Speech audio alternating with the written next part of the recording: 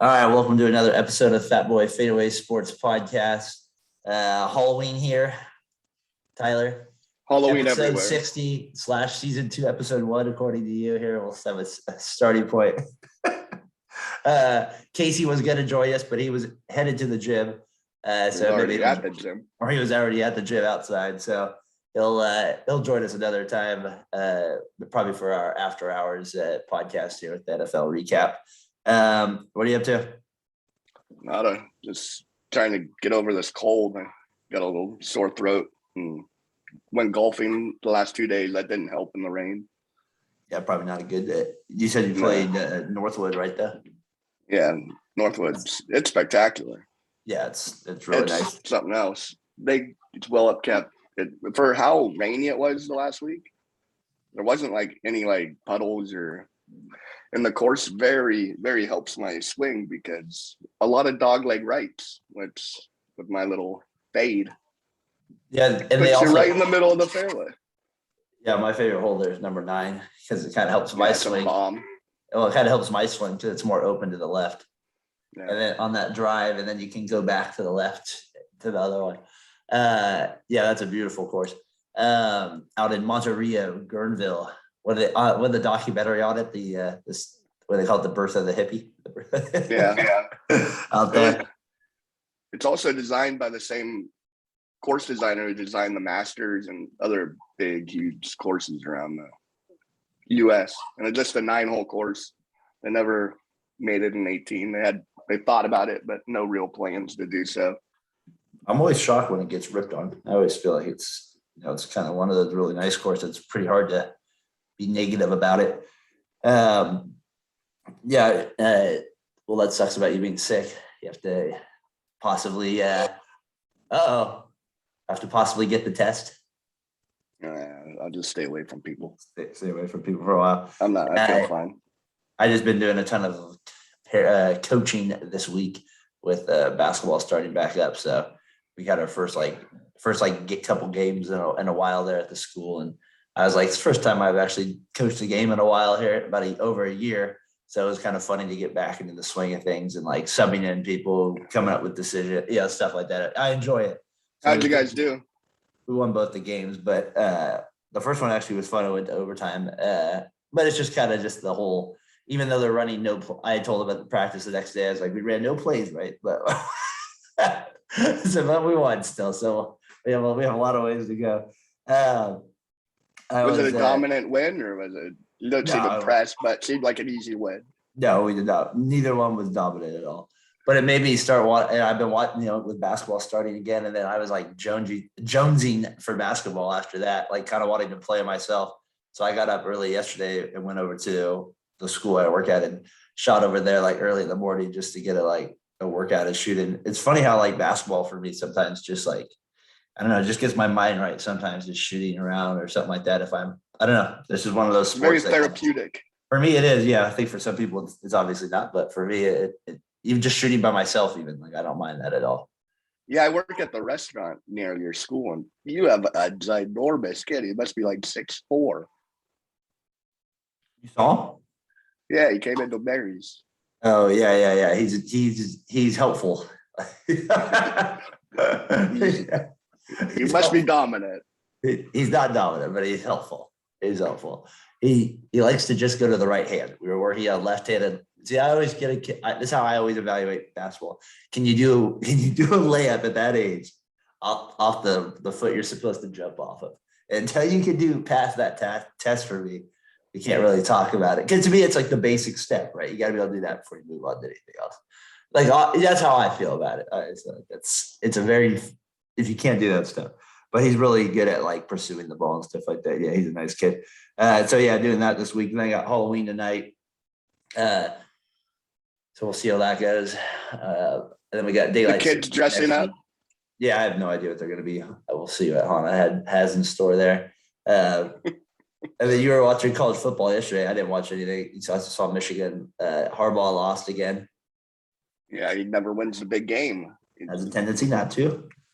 I don't think he's won one. I can't, like Stanford, he never really won a big game. These Michigan teams, he's never won a big game. And then the Niners, I guess he won some playoff games, but lost the ultimate big game. So I don't know if this is just a reputation thing he's going to get, or if Well, I still think he's a great I coach. think he Don't get has me it. wrong, but I think he has the reputation now. yeah, Do you like Harbaugh? Like, would you want him to come back to the Niners? yeah, I think he's a good coach.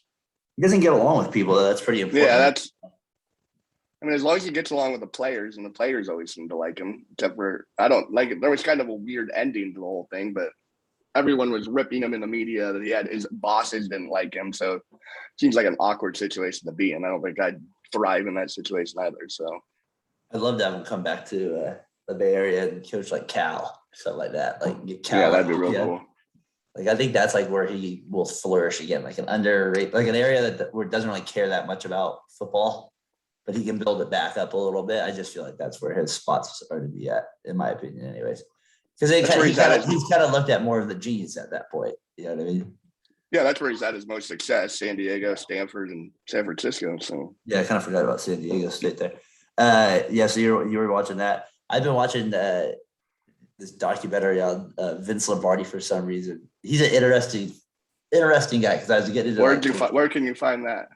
The NFL, what do they call it? What's that like? It's that series they have. Gosh, what's that called? Oh, third now. No, I know it's not 30. Gosh, Brian couldn't think of it either. Immortals or no? No, it's like NFL. I don't know. Anyway, Legends. Yeah, NFL like Legends or something like that. They kind of do like a little series on one of the players or something like that. And his was like an hour and a half and stuff. It was interesting though. I always feel like because he died at 57, I was thinking about that with people that die early.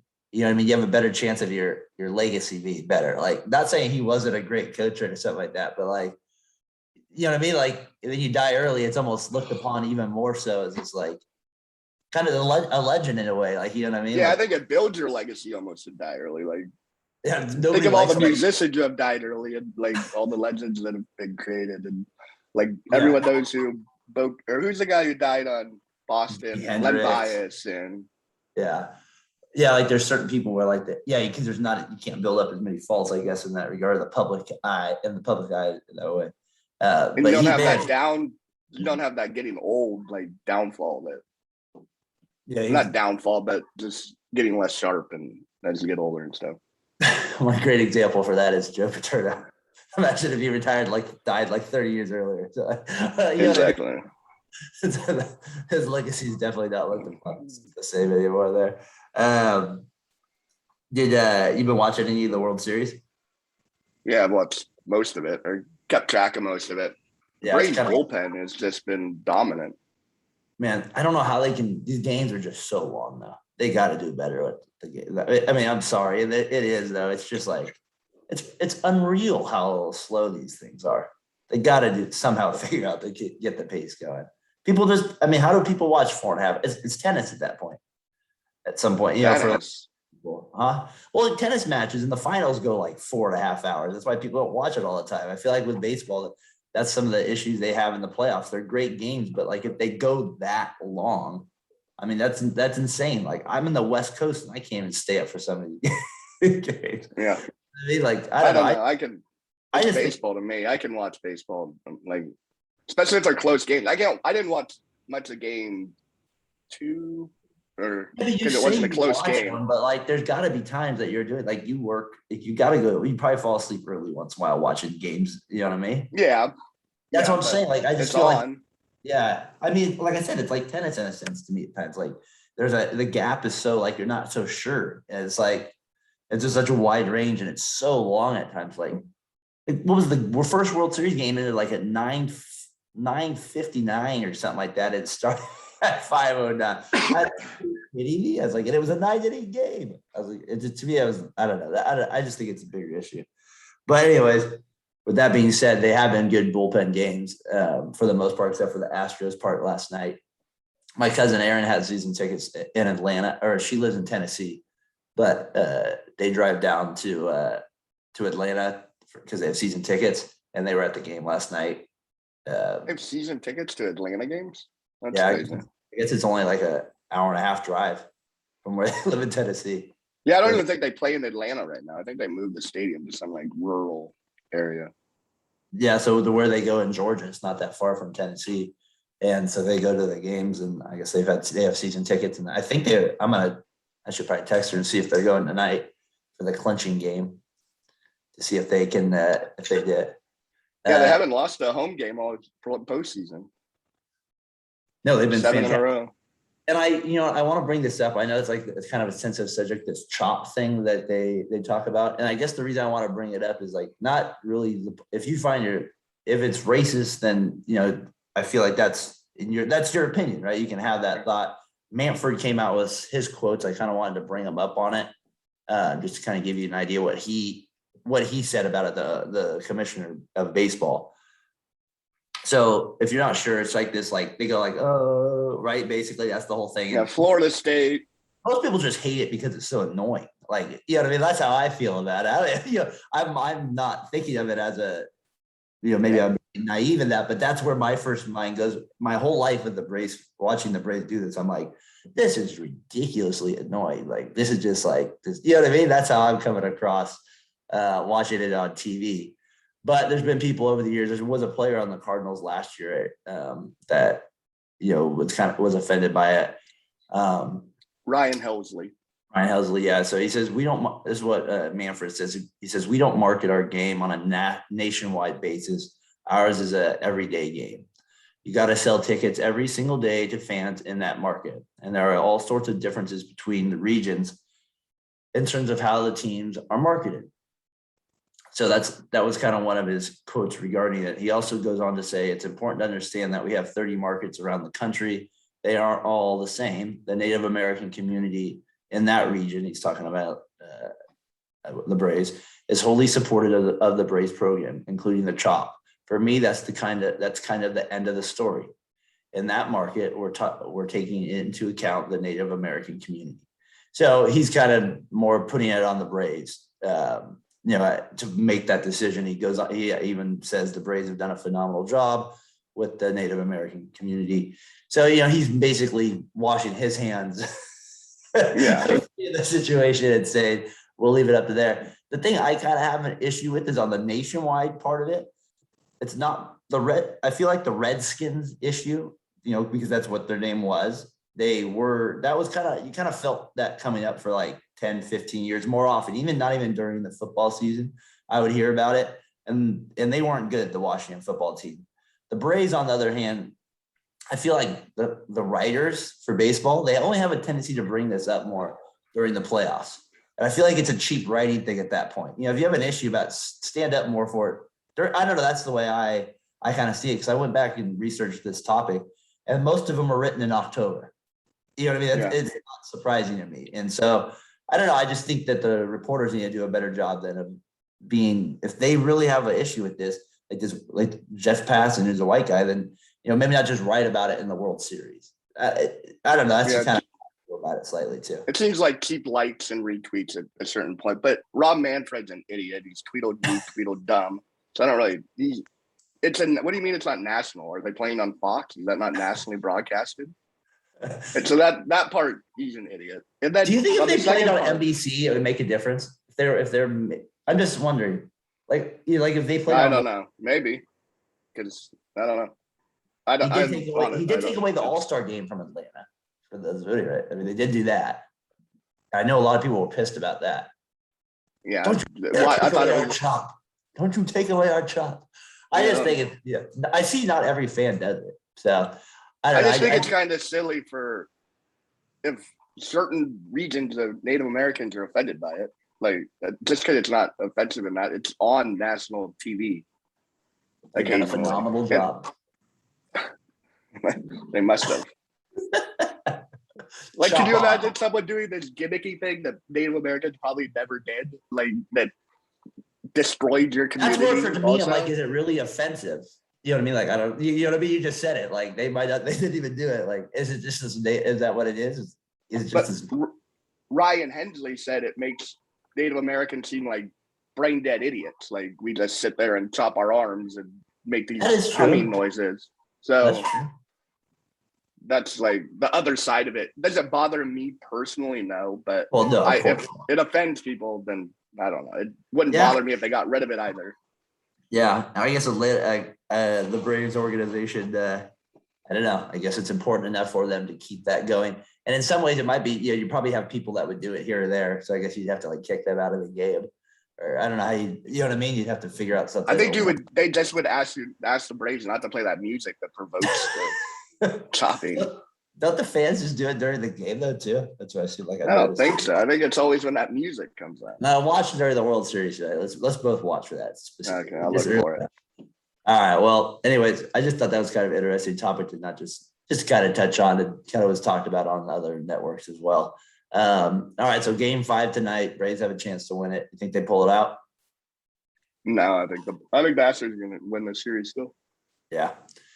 All right. Well, I think the Braves win it tonight. I think the Braves pull it out. Another bullpen game. You think they can win 2 of those in a row? I don't see it. The Astros lineup's too good.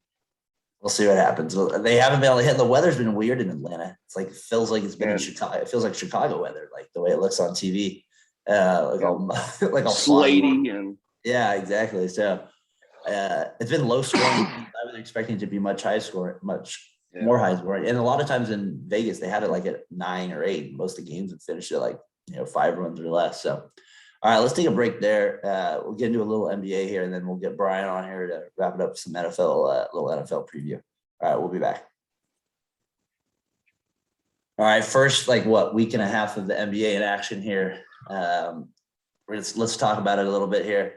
Some of the things that I've kind of found interesting early on here. I wanted to get into the Warriors, of course, here at some point, but I thought the East has been off to a just fantastic start overall standings wise too. Like it's caught my attention to the point where I'm like, are some of these teams more legit than I actually, think? And where I was completely, just not even really giving them a chance. And so we got the Knicks, the Bulls, the Wizards, the top 3 teams early on. I'm looking at the stats and the roster here this week, just trying to put it together. They haven't played like unreal schedules, but they haven't been that easy either. I mean, the Wizards to me are the biggest shock, 5-1 there. I disagree. I think some of the schedules have been pretty light on these 3 teams. Some of them have been a little bit lighter, but I thought they were light. So I'm a little surprised. Yeah, true. So I thought they were, not as good. The Knicks, I would say they've probably had the lightest of them. The Bulls though. You think the Knicks have had the lightest? I think they've had one of the harder of those. They beat the Celtics. Well, the Celtics to me, I want to get into them. Yeah, that's 3 good wins at least. I want to get into the Celtics here in a second too, but the East overall, I just feel like that it's just been kind of surprising those 3 teams getting off to those starts, and then just the depth overall that they've shown, all the way down to where you don't even have Brooklyn in the playoffs yet, or I think at this point, you know what I mean? I think that it's just kind of surprising that it's kind of gone that way so far. Anything shocked you about the Eastern Conference? Just how the top heavy teams are teams I thought would be at the around 8, 7, 9 area, and they're 1, 2, 3. But the Bulls have played garbage. They played the Pistons, the Pelicans, the Pistons, the Raptors. They lost to the Knicks, and then they beat the Jazz last night, which was a good win. That was a good win. Yeah, that was a really good win. But the rest of that schedule is hot trash. I think they're going to be good. I think they're the best of those 3 teams. Also, there are 4 teams: the Wizards, the Hornets, and what was the other team? Wizards, Hornets, and Knicks. Yeah, I think I'd rank them Bulls, Knicks, Hornets, Wizards. So this early in the season, the standings, I can't look at them and say this really matters that much. But the only thing that can matter is if you get off to such a great start. You know what I mean? Such a great start, it might hurt it. Or if you're one of the teams that are supposed to be at the top and you get off to kind of a slow start, it's not that your team can't make it up. It's just that you sometimes can't get to that top spot. So I kind of see a team like Miami looking at the standings that if they continue to stay off to a good streak, could get the number 1 seed. You know what I mean? That, it doesn't mean they will, but it's maybe they could get far enough ahead, maybe of a Milwaukee or Brooklyn, to where they catch up, and they're a regular season coach team as well, to where they're not going to just give any games away, I feel like. So that's kind of what I've noticed about the Eastern Conference as well. I wanted to point out the Ball brothers a little bit. Yeah, they got Chicago with the 2 seed, Hornets with the 5 seed. I mean, they've both been playing well. I mean, Lonzo's averaging 12, 5, and 4, but he's also averaging 2 steals. He's a really good defender. He's not like a great player. I think we know that, but you put good players around him, he's going to be somebody you want on your team for sure. Could be I always feel like he's a 5 or 6, probably on a good, if you're on a championship team, that's probably where, maybe a 4, but somewhere in there is going to be where he's ranked probably on your roster. But he's solid. LaMelo, on the other hand, is just much more flashy and just has a little bit more flair to his game, more of a scorer for sure, but has a really good feel for the game passing wise too. So I'd say almost better than his brother in some ways. His brother's just a little bit more traditional in that sense. But he's not the defender, I would say his older brother is. I got to say his older brother is a lot more physical. But they've been off to a great start. LeVar looking good. Yeah, you got to give credit to LeVar, raising 2 starters in the NBA, 1 borderline roster invitee. Lonzo just has an NBA body where LaMelo doesn't yet. And he's more physical and he's a little more sturdy. Like when he gets bumped and stuff, it seems like he handles it a lot better. Yeah, for sure. LaMelo is a way better player, in my opinion. He can do way more. He can score better. They're both good passers, but LaMelo just is big, like taller, so he gets like easier layups. He finishes better at the rim, it seems like. And it's just cool to see like 2 brothers leading their teams to successful seasons so far. And teams that like haven't really been there either. Yeah, 2 downtrodden franchises, basically. Especially the Hornets. The Hornets are getting a big performance out of Bridges early on here. Yeah, Bridges passed up like a $60 million contract this offseason. He's getting more than that. That's for sure. Definitely looks like he's getting more than that. All right, so the East, you kind of off to a little bit of surprising start there. I'd expect some of that to shift. The Pacers, the big shocker to me, though, 1-6, dead last in the Eastern Conference, along with the not so shocking Magic there. But I just thought the Pacers would be better than that. We'll see. They've lost a few close ones as well, so we'll see if they can bounce. They'll be one of those teams that kind of bounce back into the top 10. Whatever happened to TJ Warren? He's still out, isn't he? Is he still out? I believe he is. My God. He's been out since like the end of the bubble. He's out forever. Cunningham finally played yesterday for the Pistons as well. All right, so let's get to the West here. The Warriors lead the conference 5-1. They lost to the Grizzlies, though, the other night. Obviously, we kind of have a little interaction with a lot of Grizzlies fans on Twitter. It kind of just feels like, I've always said this before this season even, it's like a little mini rivalry people don't really realize about the 2 franchises. They've had some like kind of good games over the years, and they played that series. That was good. And they've had a lot of good regular season games. Warriors got off to a great lead. And then it just felt like they got soft. And then the Grizzlies bounced back. Morant obviously played unreal in the second half of that game in particular. What do you think of that little rivalry going on? And do the Grizzlies I kind of have this fear that they maybe are starting to get a little mental edge over the Warriors? No, I don't know about that. I mean, they beat them the last couple of times, but I don't know about a mental edge. It's a regular season game. They were up by 20. They beat them though last time in the play-in game. I'll wait for Clay to come back. If they beat him with Clay back, we're not doing anything without Clay. So, well, don't you feel like if you're starting to beat those teams, you're starting to feel a little bit better? I mean, because they don't have Dylan Brooks, they're missing a few guys too. I think it gives the Grizzlies confidence. That's what I mean. To play, but I don't think it's hurting the Warriors' confidence, like playing the Grizzlies. Well, let's say, yeah. I guess we'll see what happens here the next few matchups for sure. Like, if they lose the next 2 matchups and their last 4 games, the Grizzlies have won. You got to start thinking to yourself, all right, well, we got to figure something out. And that's what I mean. At some point, they got to figure out how to guard Morant. The last 2 games, they haven't been able to guard him. Yeah, Morant's spectacular. No one can guard him. Like, let's be real. No one's guarding him. Well, they got to do a little bit better job than they did. They got to make things a little bit harder on him than they did the last game in that second half. That was way too easy for him. Yeah, it was. But we had opportunities. Steph missed open shots. Draymond had a boneheaded play. For someone who is a winning player, makes a lot of boneheaded plays and cost games. 8-second penalty. It's ridiculous. He has been a little bit more aggressive on offense in a good way. He has. I've actually enjoyed the way he's played. He's been going to the hole. Yeah. He's not shooting threes. He's just attacking the rim, which I like. Did I hear he was 3 for 3 on threes so far this year? No, I missed one last night. Okay, I thought, was it before that? Maybe I misheard. Yeah. But I know he missed one last night. Yeah. So I got to see the Grizzlies play. They played Wednesday on ESPN. So I kind of saw a little bit of the replay of that game. And then Thursday, so I saw him 2 times in a row.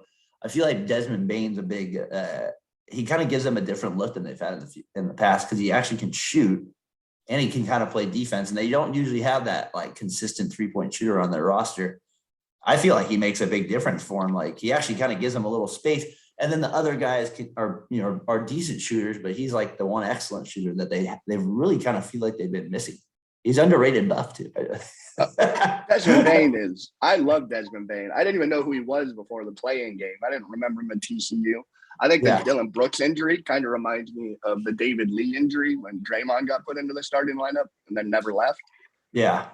I'm not taking Desmond. I'm not cutting his minutes at all when Dylan Brooks comes out. Obviously, Dylan Brooks needs to play. He's a good player, but yeah, Desmond Bane's 6'5" and built like an ox, and he is a sharpshooter.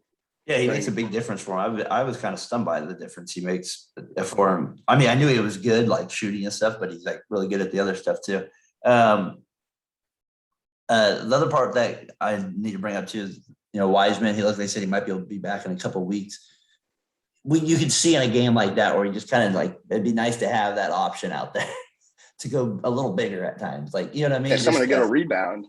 Jaren Jackson is not a horrible matchup for him. Like he could maybe stay on the floor with him. Like, just kind of like to have that size over him too on the rebounding. I don't know. To me, to really explore the other dimensions of their offense, it'd be nice to have them. And defensively, that's where they really could use them, I feel like. I don't know how much you follow the Memphis dude on Twitter, but man, Jaren Jackson is a hot button topic. He is. I've noticed that. What do you think? What do you think of him? I've fallen back on him for certain other things, but what do you think of him? I think he's I feel like the way that the Grizzlies are using him is a little 3 dominant at times. Like he took like 7 threes, I think, the other day. He kind of shoots funny, which kind of makes him a little weird. The thing that they don't, to me, it's also how the coaches use him. They don't use he needs to be more aggressive maybe on some things, but like in that game, I noticed I was like they had I think I think Lee, what's his first name? Damian Lee. He was guarding him, and I was like, oh, they should post him up right there, and they did. Went to he faded out to the corner. I saw that. And I was just like, in my head, I was like, well, that just shows me right there that they're not really taking like him serious as other options. But the pushback I hear about from some Grizzlies fans with Jackson is they feel like, he's still a really good player, and that's all that matters. He's getting paid to be a really good player. I don't think he's a difference maker at all. I wouldn't say that. When I watch him, I'm not scared of him at all. No, I'm not really. My biggest issue with him is he doesn't rebound. He has like he averages 5 rebounds in 30 minutes a game. Well, he stands at the 3-point line. You know what I mean? Like, but that's on offense. Get a defensive rebound. I don't care if you get 0 offensive rebounds. Clean up the defensive block. Maybe if he's guarding a Wiseman, he gets more or something. Like somebody gets closer to the hoop. I don't know. I got to watch a little bit. I got to watch more of that with him as the rebounding part of it. But yeah, he's definitely a hot topic on Grizzlies talk there for sure. But I like Bane there on that team. Poole, from the Warriors standpoint, last thing on them, Poole is going to be so streaky of a player. You can just tell, like, he's like going to be like, he's going to turn into that guy on the Jazz, probably Clarkson. Like, yeah, that's what. just like Clarkson, Lou Williams. Or he's not. He's definitely there. I'd agree. So Skip Bayless says Curry's still not a clutch shooter. Do you agree? No, he's an idiot. 0 for 6 in that Grizzlies game to finish the game. He's an idiot. I mean, he missed shots, but he's going to make those also. He always is like, I said Curry should be the #1 pick, but he sucks at clutch shooting, basically. That's what he said. Like, I do have an issue with the Warriors, though, at the end of their games. Like, they're easy to guard at times. Like, Curry, if he's making the shots, obviously, he's hard to guard. But, like, the offensive mindset, you can just see that as a defense, like, they're going to Curry on everything. Like, every shot is designed for him. It'd be nice if they mixed it up once in a while just to kind of throw the other defense off, like maybe give it to Wiggins once in a while on a play or something, like, or to Lee. I mean, I know that's not who we want to always get it to, but if Lee had shots down the stretch. He did at the end. They ran that last play for him, but I felt like the first 2 looks were always for Curry, and like it'd be nice. I felt they could have ran some counters earlier in the shot clock to get like some guys, and just to kind of maybe get them off of them, because I was thinking like, oh, they're just going to Curry every play. And like, it just seemed like the defense could overload a little easier on Curry there than I would have liked to see. But I think that's how all NBA teams are. They always go to their main guy. Like Ja was taking shots down the stretch. No one really. Yeah, but I'm saying Curry was kind of struggling. It just felt like the defense, you could see they were trying to me, it just felt like a struggle. It would have been nice to maybe get the defense to second guess a little bit, in my opinion. When two of your five guys can't really score, and Draymond and Iguodala who play down the stretch, and Damian Lee's not creating his own shots, so it's just basically Wiggins and. I think Wiggins was the guy I was thinking at the time, maybe just see if you could get him a look. Just think how people would react if Wiggins was taking shots down the stretch and missing them. The people would be like, why the hell is this guy taking the shots down the stretch? Well, I don't even mean taking like the shots, like a ton of them. I just meant like they were going to Curry, I felt like every time, to the point where I was like, all right, let's not. And they weren't using him. He wasn't on the ball. So he was off the ball. So which was the defense was kind of like, even it was, you had to work harder to get him the ball because they were even doing a better job like surrounding him. To me, that's where I would have liked some counterplay. Like they ran to Lee at the end of the game. He got a great shot there and he missed it. Like I would have liked to see that like with 3 minutes left, just one time, then go back to Curry 2 times. Then maybe, yeah, that's all. Run something a little different. That's what I was. One thing Jaren Jackson did do good was he wasn't letting Curry, like on switches, he wasn't letting Curry get to the hoop. Like Curry kept kicking out passes and then restarting and him go run and go get the ball again. And they didn't play well in that fourth quarter. And they've played kind of an easy, other than those first 2 games, they got to play the Thunder twice, and the Thunder got to be. Whew. I like the kind of Australian guy their team. Giddy? Yeah, he's not horrible. What do you think of 300-pound Zion? You knew that was going to get a lot of love. The media loves fat people. They always want to rip on that. They always do that with NBA They players. love or they hate fat people. Well, they always have to bring it up like it's a massive, like, you know what I mean? Like it's a massive deal. They always have to Well, it is. I know, but it cracks me up. I like those guys are just remembered so much for not, like Oliver Miller is kind of a legend just because he can play well being fat. Like, you know, I feel like these Tractor guys, trailer. they get extra love for their fatness if they could keep it up. But the problem with Zion is he has bad knees. So yeah, he did look a little husky. I'm not gonna lie. He did look a little big in had a lot of junk in that trunk. He did have a little junk. But it is crazy a man that big could jump as explosively as he can when he's in his prime. Like my gosh, those poor little high school kids that he was playing against, that would have been vicious. The Pelicans, I just thought bringing him up was kind of interesting. With the Pelicans are dead. They seem like a franchise that should be moved. Yeah, they go to Seattle. I mean, that just seems like an easy move. Like their game on ESPN the other night against the Hawks, I was like, looked like there was like 2,000 people there. It looked like it was pathetic. I don't know. I think Seattle should get a team. Yeah, I do. They support everything. They support a soccer team, for crying out loud. And they're like, aren't they like one of the better supported soccer teams? Yeah, they're like the most supported soccer team. All right, early stats of the NBA season here. Curry, Morant tied and Durant right there with season leaders, points wise. Nobody assist wise. Nobody really. Garland, that's the only one that stands out to me a little bit. Just kind of in the mix there. Who else is in the top 5? An assist there. Well, of course, Paul Young, Murray, Westbrook. Those are the other ones. Steals. Giddy's not up there. Giddy is not up there. George averaging 3.5 steals a game. That's impressive. 3-pointers made, always a big stat here. You got Curry with 31, Evan Fournier with 23, and then Desmond Bain with 22 right behind it. So that's a lot of threes for him right there. Curry's already up 8. He's already up 8. He's probably he's got a streak of 121 now. Let's see any other stats here throw out to me a little bit. That kind of like rebounds. A weird stat. 18. What do you think of Utah? Do you think they can, like, they were a little banged up last year. Do you think someone will just expose Gobert, or do you think with maybe 2 healthy guards, they seem like a matchup team to me. They need the right matchups to get through. If they're going to play a team like I feel like Denver, they need to play like Denver in the Western Conference Finals. Like they need Denver to beat a better team. Like I don't know, does that make sense? Like who did Utah lost to? Who can't they beat? Utah, well, they can. I feel like they're the type of team that can lose to it. That's the problem with them. They have like this. They have this factor with them that they haven't proven it to us yet. So it's like we haven't seen it all the time. It's like I look at it, it's like, could the Lakers beat them? Of course. But Does it seem like a Bucks situation from last year, or not?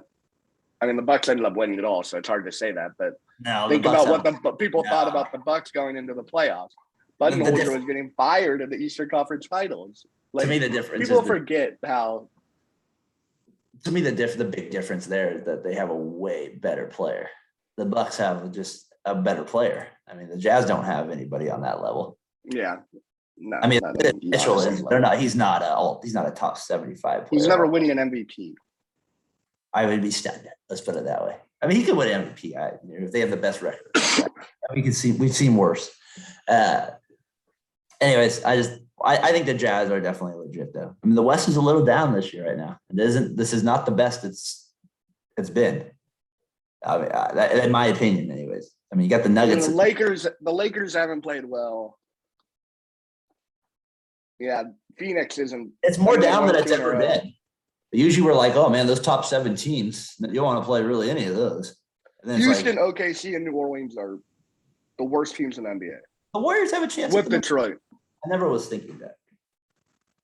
I didn't think number 1, but I thought they'd be good. Oh, we'll see. All right, I say we take a break there in the NBA. We'll get into that more and more. We're definitely watching it a lot this year. Even my Kings, 5 seed. I like it early on. We got to go there. I like it off night. 0-2 at home as well. I know, off night doing well. I like his steals. He did good against the Warriors offensively. I was impressed with him. Who was that? Mitchell, the rookie. Oh, off night. It was okay. I like this game. I like his tenaciousness. He's good for a Kings franchise that needs a little. He's a low key player. Shot in the arm. Yeah, like a Bobby Jackson type player. They need something like that. A guy that could stay there. That's like not maybe an all-star, but like just kind of an impact player in that sense for your franchise. All right, let's take a break. We'll get back with NFL here. Then we'll wrap up the podcast. All right, we'll be back. All right, welcome back. Final segment here, the Fatboy FadeAway Sports Podcast. Halloween. Tyler, you were kind of bringing it up. Brian, what did you say you were for Halloween there? The past, you said Mike Myers. Weren't you? You had to be a baseball player. I saw the uniform. You were an A's player one time. That picture. It's one of the best. Yeah, I mean, I think my best was Michael Myers. I know my mother. Rude joke, but I know my mother would say Donald Duck. Or kindergarten. She put a lot of effort into that Halloween costume, and I think I had it. She made a big fat suit, nice little puffy, nice little jacket, and I was 5 years old. I was at her mercy at that point. I couldn't do anything about it. To this Donald Duck outfit. My mom has or maybe my dad, I think it's my mom though. She has a great old man, like scary mask. It's literally the best one. So that's I should probably wear that one today around the house. Scare the what out of my daughter. All right. So Brian, Halloween though, NFL action this year. Should be a lot of freak shows out at these games today. Over today, costumes. Speaking of freak shows, talking about the Niners' performance lately, and they're playing another team that's been pretty pathetic. The Chicago Bears. It's 10 a.m. this morning. Before we get into the Bears, real quick, let's get quickly on the Niners' thoughts. They got this. You would say this is a must. This is a game that they should win, but the Niners have been playing so crappy that you probably are still a little nervous about this game. Yeah, I mean, I just don't know what I'm going to get from Jimmy Garoppolo today. It seems like one good series, and then it's not very good after that. And Shanahan's had a bad year. I mean, I was thinking more of what you said last week. I think you're right. I think he's had your Sunday ticket that you let me use, that you can go back and watch the games in like the 30-minute clips or whatever. And you're right. Some of his play calls have been a little bit like, maybe the quarterback's missing him, but they've been like, they were running well, then they would stop or something like that. It's been a little bit different. So I think you are maybe onto something more than I was giving you credit for a little bit. Doesn't mean he's a bad coach. He's just maybe having a bad year. Is that possible, Tyler? Is it ever possible for a coach to have a bad year? No, for sure. It's possible. I don't believe it. I think if you look at the all 22 angles, you'll be fine. Let's see receivers running free that just aren't getting hit. I mean, the other part now that the team that they're playing, the Bears, who's obviously in worse shape, their head coach, maybe he's better. He's not even there that he's today because of COVID protocols. Maybe that will give him a leg up. Tyler, you've got seems like you were a fan of Fields at the beginning of I liked Fields. Now I don't like. Hold on. It seems like maybe you've kind of turned on him a little bit with just some of his body language things and the way he's played a little bit. It's kind of hard to be that hard on him with the Bears at the receiver situation. But you compared on Twitter his demeanor to Jamarcus Russell of the Raiders. Thoughts of that. You should share your screen and show the picture of what he was looking like on the side. I'll do that as you talk about it. He just was god awful last week. He had 5 turnovers, 3 fumbles, 2 interceptions. He looked like shit. He has those big diamond earrings like Jamarcus Russell had. He's just chilling on the sidelines, not looking at an iPad, not looking like he even cares. It's not a good look. It just, when I saw the picture, it reminded me of Jamarcus Russell. I heard they have the worst pass offense in the league. It's not good. It's unwatchable. That should help. Shouldn't that help you today if you're a Niners fan? But it's kind of funny. Like, we have the most PI calls in the league, so it's like, what's going to give? You got the Bears with the worst pass. Aren't you sick of seeing Josh Norman out there? This guy is wash. He's garbage, and we keep running him out there. He's a 34-year-old with no future of the team. We have these rookies, whatever you pronounce his name, Lemonade. He's not playing today because his wife's due for a baby. But why isn't he getting played? Like, I don't get some of these roster decisions. Yeah, I mean, I think they should go with the young corners. I don't know why they're not doing that. They're getting cooked anyway. I can't find it, Tyler, for some reason. You must have. Did you reply to somebody? I don't see it on your tweets. Just go to Google Images. Anyways, We'll move on. if you guys lose tonight, you guys are in. It's in free fall mode at this point, right, Brian? I mean, free fall if you lose to this one. If they lose this game, do you think they're going to definitely go with Lance the next game? I mean, absolutely. How do they not? How do you not? You'll be 2-5 at that point. But you got to admit right now, you guys are only 1 game out of the playoffs. It's not like the season's over. The Vikings are 3-3, and they hold the final spot. I mean, I think you can't overreact to that whole point. But now you might lose the first game in the playoffs, but you're still technically in the hunt, right? I don't know. I just feel like, I don't know, Jimmy G doesn't. He wasn't happy we took a quarterback, and I don't think he really wants to be here. That's what vibe I get from him. He's just like, I'll play mediocre, but I'm not going to play above and beyond for this team. Well, maybe I'm wrong. But that's just how I feel about Jimmy Garoppolo. Yeah, he does look a little sad there. Does that look like a man defeated? Yeah, he's a young man. Give him a chance. Your guys' cover picture said it all on the after pod. It shows Shanahan in the background smiling when Jimmy G's practicing, and I was like, yeah, I knew we wanted him back in there. The picture's probably from 3 years ago, Brian. Tell my research. No, it's before the Colts game. Yeah, it was on there. All right, to me, the other big game this week is, or a couple other ones. I like the Steelers-Browns game. Maybe not for entertainment value, but it is a big game-wise for the Steelers. My Super Bowl pick, chance to go 4-3, send the Browns to 4-3. Baker's playing. The Browns are in desperate need of a W. To me, that's a big game. I'm shocked that the Colts are underdogs at Indianapolis. So just said the Colts are underdogs at Indianapolis. Or the Titans are underdogs at Indianapolis. I was a little surprised by that. So my parlay picks of the day are Steelers, Titans, and the Cowboys. All underdogs. The Cowboys are even underdogs at the Vikings. You're getting off your Colts? Yeah. Well, I saw they were favorites. I'm getting off of them because they're favorites. But I still wouldn't mind if they win. What do you think, Brian? Any other games you like, or any of those games you like that I just said? Are they considered an underdog because they don't know whether Dak's going to play or not? That could be why. Maybe. Yeah. Maybe that's why. It sounds like Dak's not going to play if he's an underdog. The underdog. He is an underdog. I feel like Dak's going to tough it out. I just feel that he's going to play in this game. I don't know. That's the feeling I get. Yeah, Sunday night. I think Jerry will be in his ear. Jerry's going to be calling him all day.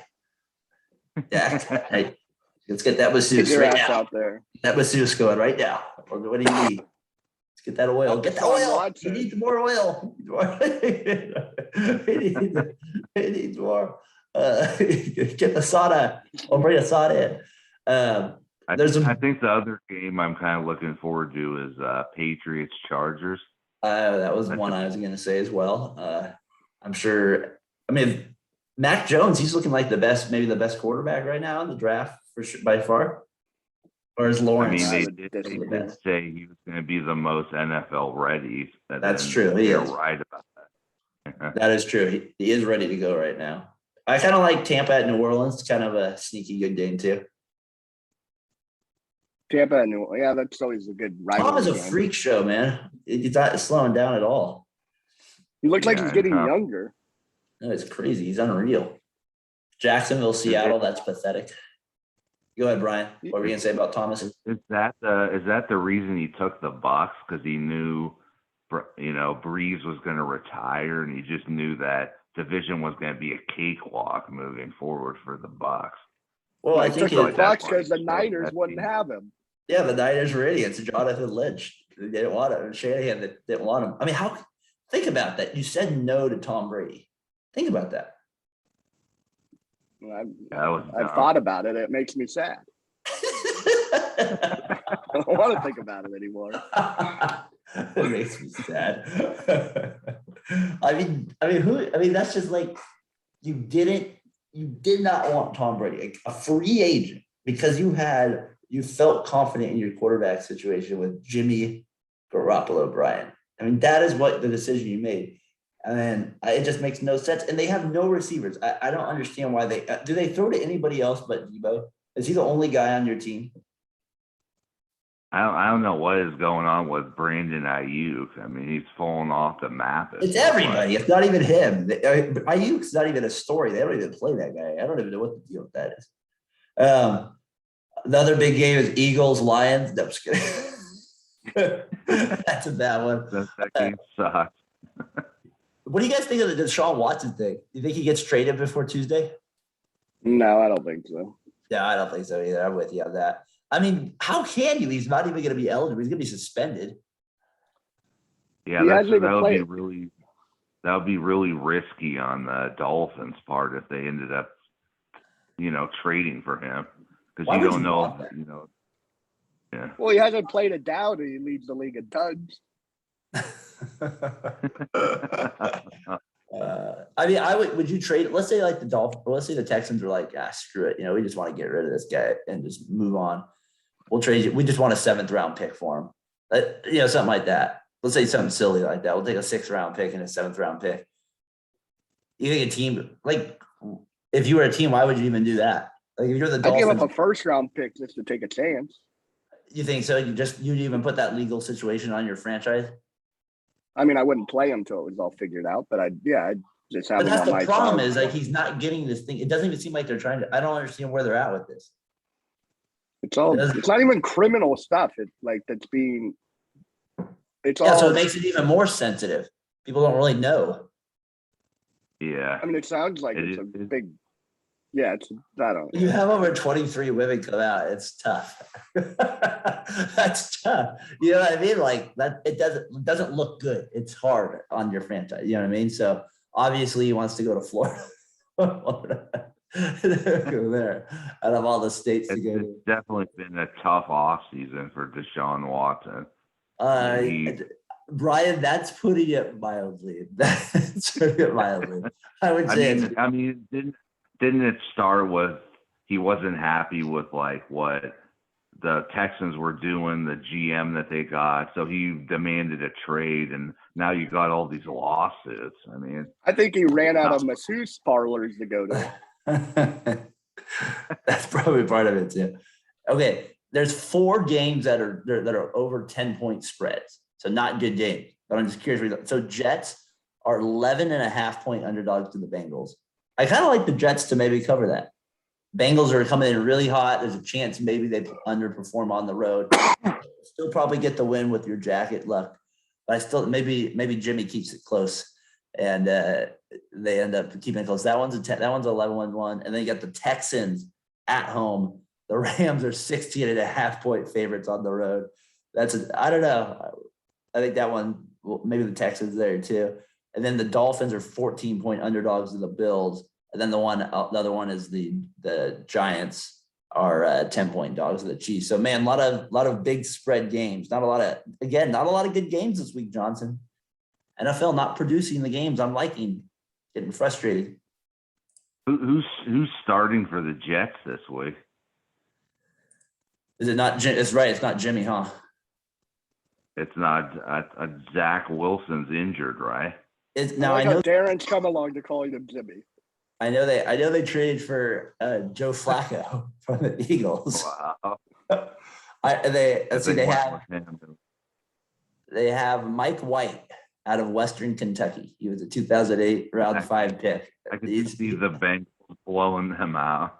It's not even gonna be close. Come on, Mike White. I think Mike has a chance. He looks like a nice. Here, I'll show you a little picture of him just so you can see what Mike looks like. Here. Mike, see what, there you see there's Mike right. It looks good, solid. That's good right there. I feel the Bengals getting a lot of sacks today. Oh, probably so. All right, so those are the big games of the week. The Sunday night games, not that. I'd say it's probably. How the hell did the Jets beat the Titans?